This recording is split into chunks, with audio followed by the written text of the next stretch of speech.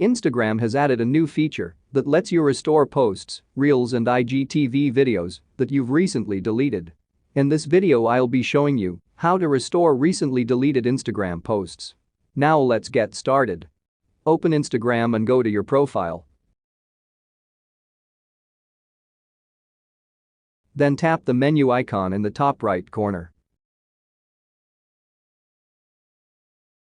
Select Settings. Then tap Account. Scroll down and select Recently Deleted. Then tap the post you'd like to bring back to your page. Tap the menu icon. Then select Restore. To confirm, tap Restore. After that, your post will be back on your Instagram page as it was before you deleted it. Posts will be available for restoration for 30 days after you delete them.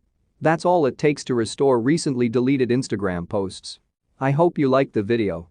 Thanks for watching. If you found this video helpful, we'd love it if you'd hit the thumbs up button below and subscribe to our channel.